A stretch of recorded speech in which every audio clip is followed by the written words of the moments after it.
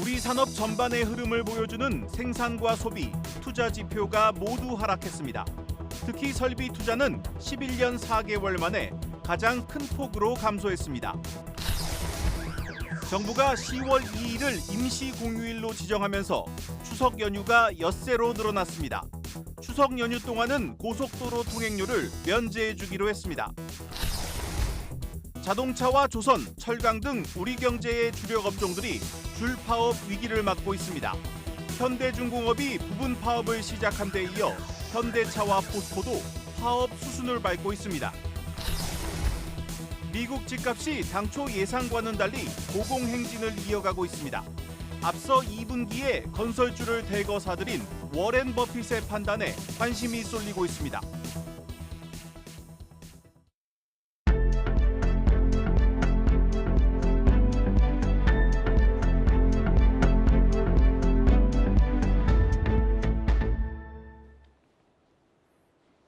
뉴스플러스 시작합니다. 우리 산업 전반의 흐름을 보여주는 생산과 소비, 투자 지표가 일제히 하락했습니다. 특히 설비 투자는 11년 4개월 만에 가장 큰 폭으로 감소했습니다. 경기 반등이 예상보다 더디게 나타나면서 우리 경제가 하반기 반등할 것이라던 정부의 상저하고 전망에도 빨간불이 켜졌습니다. 첫 소식 전민정 기자입니다. 생산, 소비, 투자. 한국 경제의 활력을 가늠하는 이 세 가지 산업활동 지표가 모두 뒷걸음질 친 건 올해 1월 이후 반년 만입니다. 지난 5월과 6월 두 달간 이어졌던 트리플 증가 행진은 반짝 수준에 그치고 만 겁니다. 중국 경제가 예상보다 느리게 회복되면서 반도체 등 제조업 수출 출하는 36년 만에 최대폭으로 줄었고 재고율은 두 자릿수로 치솟았습니다. 최근에 이제 기대했던 것만큼 이제 중국 경제가 살아나지 않고 이제 우리나라 수출에서 이제 중국이 차지하는 비중이 또 상당 부분 있기 때문에 수출에도 이제 전반적으로 좀 영향을 미쳤다고 보이고요. 수출이 제 역할을 못하는 사이 그나마 우리 경제를 떠받쳤던 소비도 결국 한계를 드러냈습니다. 지난 6월 자동차 개별 소비세 인하 조치가 끝나자마자 소비 심리가 얼어붙으면서 소매 판매는 3년 만에 최대폭으로 줄었습니다. 차량 판매 감소는 투자 지표에도 영향을 미쳐 설비 투자는 11년 4개월 만에 최대 낙폭을 기록했습니다. 정부는 이러한 경기 성적표가 여름철 기상 악화와 자동차 판매 위축으로 인한 일시적인 부진이라고 해석합니다. 하지만 수출 마이너스는 계속되고 있고 중국 경제 불안도 아직 끝나지 않은 악재. 하반기 경기 회복을 낙관하기 어려운 이유입니다.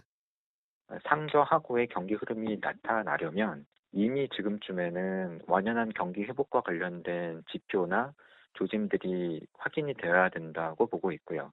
중국의 부동산 시장 불안이라던가 또는 여전히 남아있는 연준의 금리 인상 가능성 이런 것을 감안을 하면 역대급 세수 펑크에 정부가 이미 하반기 쓸 돈까지 당겨 쓴 상황인 만큼 성장률 추가 하락이라는 비관적인 전망도 고개를 들고 있습니다. 한국경제TV 전민정입니다. 정부가 추석 연휴와 개천절 사이 10월 2일을 임시 공휴일로 지정하면서 추석 연휴가 엿새로 늘어났습니다. 6일짜리 황금 연휴를 만들어 내수를 살려보겠다는 구상입니다. 고속도로 통행료도 면제해 주기로 했습니다. 임동진 기자입니다. 윤석열 대통령이 오늘 비상경제 민생회의에서 10월 2일을 임시 공휴일로 지정하겠다고 밝혔습니다. 이번 정부 들어 첫 임시 공휴일로 추석 연휴와 개천절까지 포함해 6일 동안 쉴 수 있게 됐습니다. 정부는 장기간의 연휴를 즐길 수 있도록 관광 활성화 대책도 마련했습니다. 10월 2일을 임시 공휴일로 지정하고 60만 장의 숙박 할인 쿠폰 배포와 함께 연휴 기간 고속도로 통행료를 면제할 것입니다.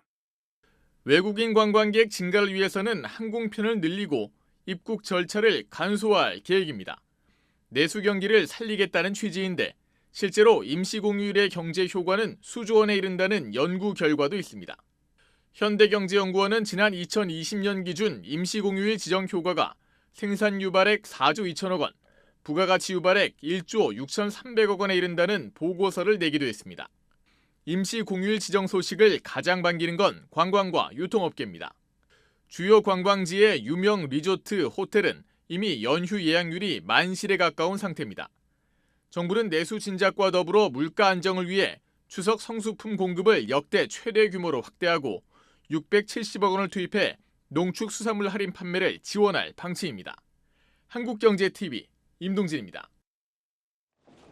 마켓플러스입니다. 오늘 증시에서 투자자들의 눈길을 잡았던 뉴스들 살펴보겠습니다. 첫 번째 키워드, 삼성이 쏘아올린 로봇입니다.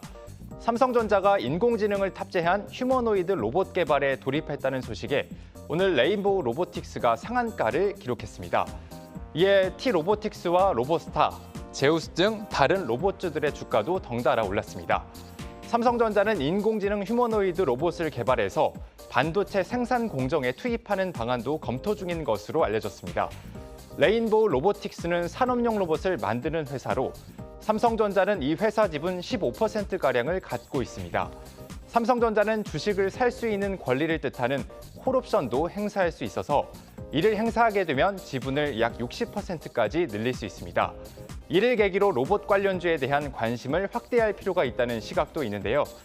대기업들의 로봇 투자가 늘어나고 있기 때문입니다. 대표적으로 삼성이 이르면 연내에 입는 로봇, 즉 웨어러블 로봇을 출시할 예정입니다. 정부 역시 로봇을 국가 첨단 산업 육성 분야에 포함하며 지원 의지를 내비쳤습니다. 여기에 IPO 대어로 꼽히는 두산 로보틱스가 오는 10월 코스피 상장을 준비 중인 점도 로봇주 투자 심리에 긍정적인 영향을 줄 수 있는 요인입니다. 다음 키워드 보시겠습니다. 승부구 날린 폴라리스입니다. 폴라리스 오피스가 다음 달 6일 생성형 AI 기능을 보다 자유롭게 활용할 수 있는 폴라리스 오피스 AI를 국내에 출시할 예정이라고 밝혔는데요.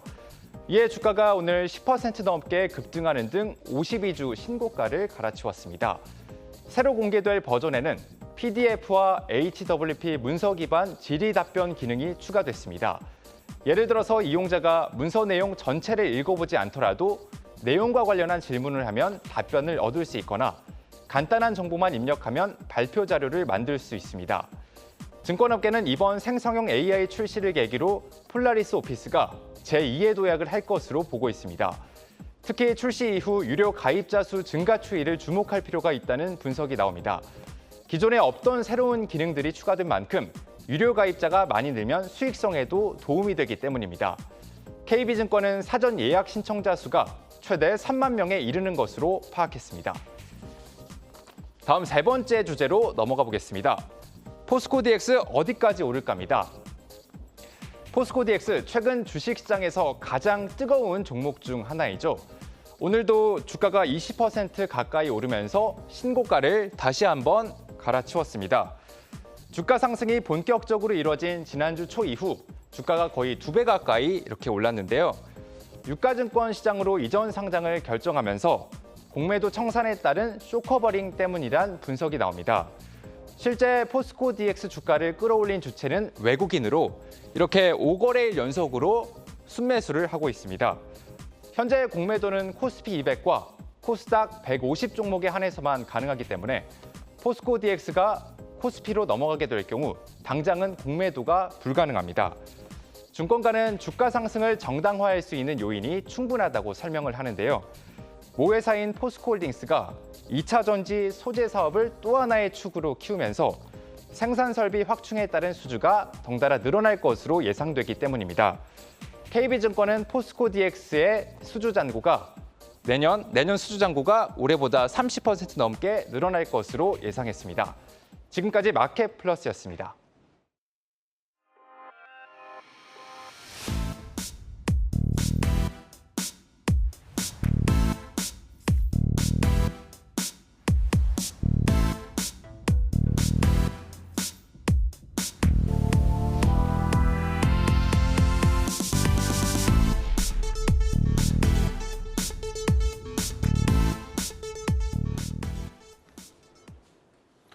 넉 달 연속 급증하던 은행권 가계대출이 이달 중순 들어 소폭 줄어든 것으로 파악됐습니다. 정부가 가계부채 관리에 나선 결과인데 은행을 압박하는 것만으로는 한계가 있다는 지적도 나오고 있습니다. 근본적으로 금리를 올리지 않고선 늘어나는 대출 수요를 막기 어렵다는 겁니다. 서영교 기자입니다. 가계대출 증가세가 이달 들어 한풀 꺾인 모습을 보이고 있습니다. 5대 시중은행의 가계대출 잔액은 이달 초까지만 해도 증가세를 이어갔지만 금융당국이 지난 10일 가계부채 점검회의를 연 이후엔 열흘 만에 1조 8천억 원이나 감소했습니다. 은행권 가계대출이 6조 원가량 늘어났던 지난달과 비교하면 증가폭은 확연히 줄어들 것으로 예상됩니다. 이처럼 가계부채 흐름이 바뀐 건 금융당국이 주택담보대출 관리에 적극 나선 결과로 풀이됩니다. 금융위원회는 가계부채 증가주범으로 50년 만기 주담대를 꼽으면서 DSR을 산정할 때 만기를 40년으로 간주해 계산하라는 구두 지침을 내렸습니다. 주요 시중은행들은 50년 주담대 판매를 중단하거나 규모를 줄였고 카카오뱅크는 주택 구입 목적의 주담대를 유주택자에게 당분간 판매하지 않기로 했습니다. 하지만 금융당국이 가계부채를 잡기 위해 은행권을 압박하는 걸 두고 일각에선 임시 방편일 뿐이라는 지적이 제기됩니다. 근본적으로 가계부채를 줄이기 위해선 DSR 같은 거시건전성 규제를 강화하거나 금리를 올려야 한다는 겁니다. 반면 당국은 올 초 DSR을 적용받지 않는 특례보금자리론을 출시하고 은행권을 압박해 가산금리를 낮춘 바 있습니다.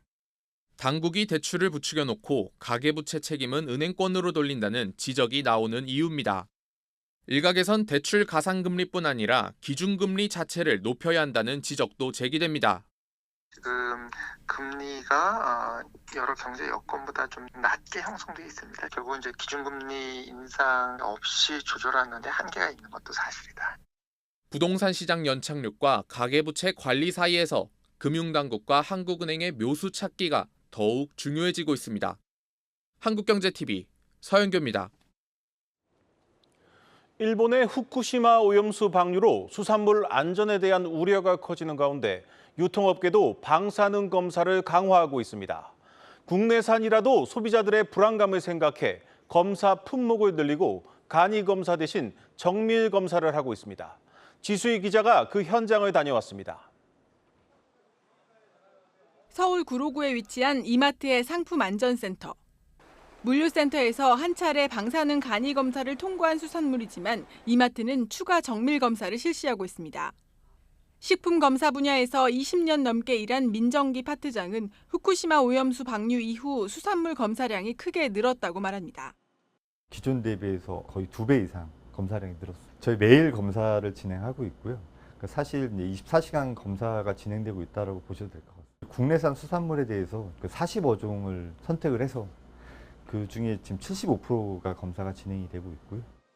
이날 방사능 검사 대상 품목은 고등어와 갈치, 전어. 우선 생선의 큰 뼈를 제거하고 검사용 비커에 넣기 위해 잘게 갈아야 합니다. 법적으로 이제 먹지 않는 비가식 부위는 제거하게 되어 있고요. 실질적으로 뭔가 조리를 해서 뼈도 같이 섭취라든가 끓이던가 하는 것들은 잘게 다져진 생선은 핵종 검사기기에 넣어 세슘이나 요오드 같은 문제가 되는 물질이 나오는지 측정하는데 한 어종당 측정 시간이 3시간 가까이 걸립니다. 식약처에서 쓰고 있는 장비랑 같은 장비고요. 이게 고성능 게르마늄 핵종 분석기라고 해서 일반 그 간이 측정기랑 틀리게 특정 핵종에 대해서 정밀하게 검사를 할 수 있는 장비입니다. 법적인 기준이 10,000초 이상을 검사를 하게 되어 있어서 이날 검사 품목에서 문제가 되는 물질은 측정조차 되지 않는 불검출 상태가 나왔습니다. 검사 결과는 소비자들이 안심하고 수산물을 구입할 수 있도록 매장에 매일 고지됩니다. 적합하다고 다 써있네요. 네. 마음이 놓이죠. 아무래도 이런 걸 믿으니까. 이마트는 3년 전부터 방사능 정밀 검사를 실시한 결과 방사능 물질이 검출된 적은 한 번도 없었지만 고객 불안감 해소를 위해 검사 대상을 수산물 전체로 늘리고 지속 모니터링할 방침입니다. 한국경제TV 지수입니다. 우리 경제 전반에 빨간불이 들어왔지만 10년 만에 엄청난 호황을 맞은 곳도 있습니다. 바로 조선산업입니다. 그런데 일할 사람이 부족할 정도로 일감이 쌓여 있는 상황에 노조가 발목을 잡고 있습니다. 조선뿐 아니라 자동차와 철강 등 우리 주력 산업들이 노조의 과도한 요구로 골머리를 앓고 있습니다. 배창학 기자의 보도입니다. HD 현대중공업의 노동조합이 부분 파업에 돌입했습니다. 노조는 오늘 오후 2시부터 3시간 동안 파업하고 이어 중앙쟁의 대책위원회 출범식을 열었습니다. 지난해 말 9년 만에 무분규 타결을 한 지 불과 8개월 만입니다. 앞서 노사는 기본급 12만 원 인상과 경력금 350만 원 등을 담은 잠정 합의안을 마련했지만 약 70%가 반대표를 던져 부결됐습니다. 최근 조선업황 회복과 수주 급증으로 실적 호전이 예상되는 만큼 상응하는 보상이 필요하다는 주장입니다. 동종사, 개우 삼성보다 적은 금액이라 조선업은 항상 선두주자였던 HD 현대인데 자괴감, 실망감이 좀 크더라고요. 회사 측은 작년까지 영업 적자가 지속됐던 만큼 당장 큰 폭의 인상이 어렵다는 입장입니다. 2년 연속 영업 손실에서 겨우 벗어난 데다 올 들어 수주가 늘고 있지만 실적에 반영되는 데는 시차가 있다는 설명입니다. 또 가뜩이나 현장 인력이 부족한 상황에서 파업이 계속될 경우 납기 지연 사태도 벌어질 수 있다고 우려합니다. 업계 관계자는 납기 지연으로 하루 수억 원 규모의 지체 보상금을 내야 할 수도 있고 앞으로 예정된 대형 수주에도 제동이 걸릴 수 있다고 지적했습니다. 현대중공업 노조는 다음 달 1일과 4일에도 전 조합원 부분 파업을 예고한 상태입니다. 현대중공업뿐 아니라 현대차와 포스코 노조도 실적 호전에 따른 강력한 보상을 요구하며 파업 수순을 밟고 있습니다. 한국경제TV 배창학입니다. 미국 집값이 당초 예상과는 달리 고공행진을 이어가고 있습니다. 투자자들의 시선이 앞서 2분기에 주택 건설주를 대거 사들인 워렌 버핏을 향하고 있습니다. 그는 알고 있었던 걸까요? 미국 집값 더 오를지도 모른다는 분석까지 나왔습니다. 뉴욕에서 신인기우 특파원입니다.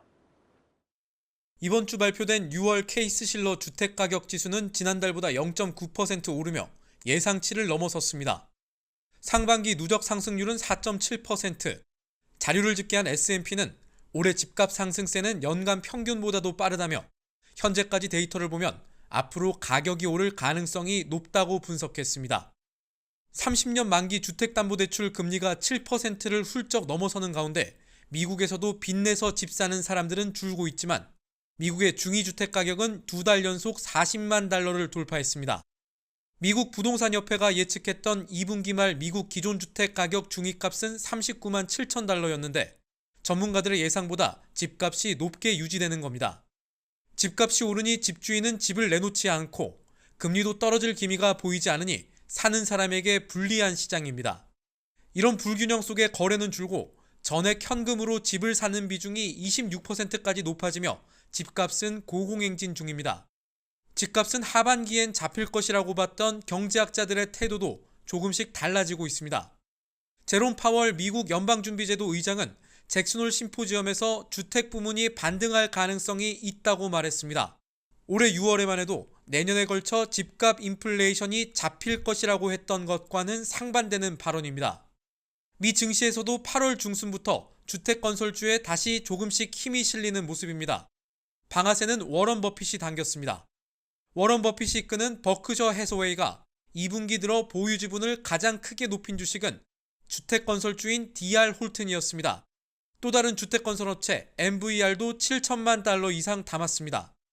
버크셔가 이 주식을 담은 이유에 대해 월가는 크게 두 가지 평가를 내놓습니다.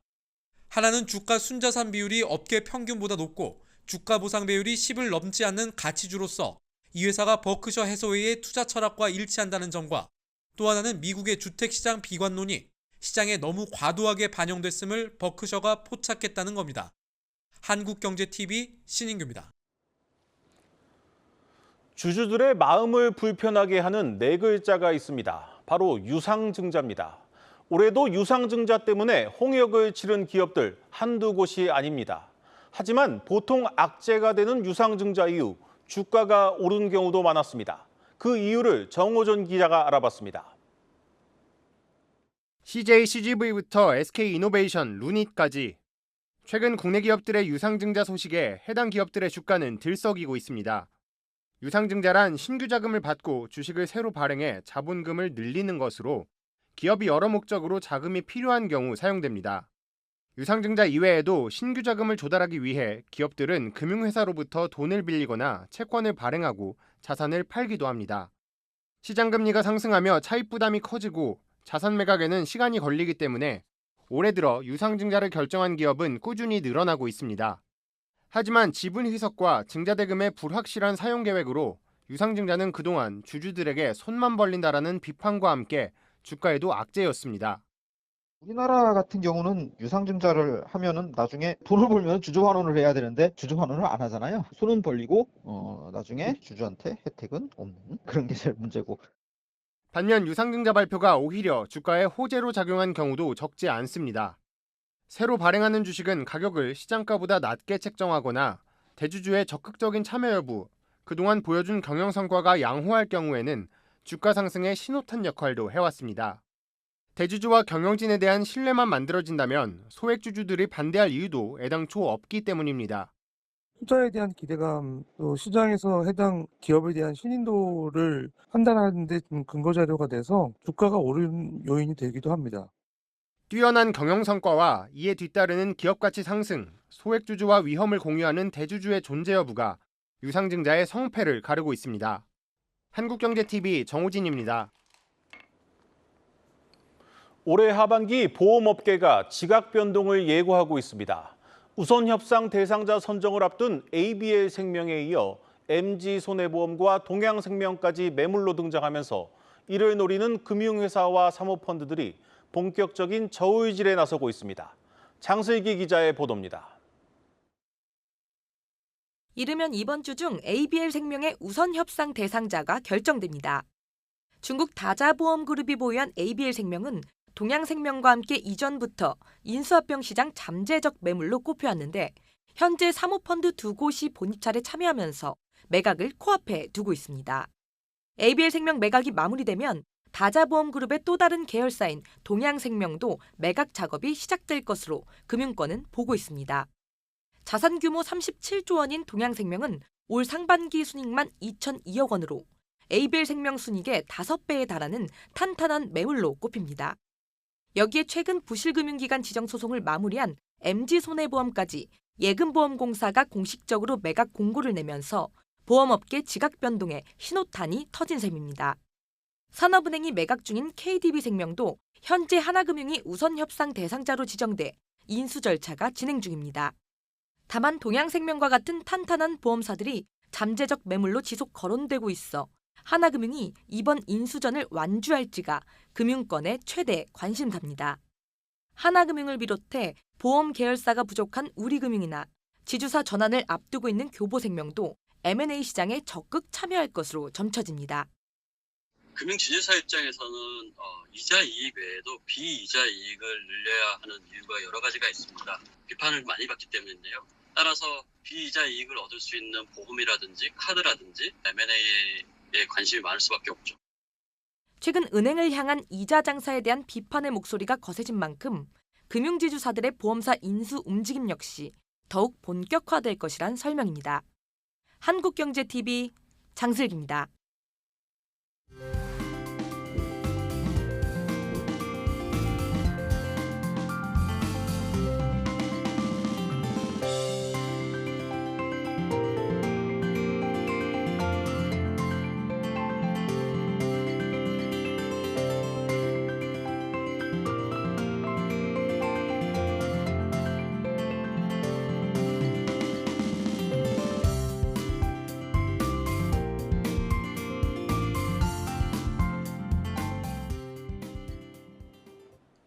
뉴스플러스 오늘 준비한 순서는 여기까지입니다. 시청해 주신 여러분 고맙습니다.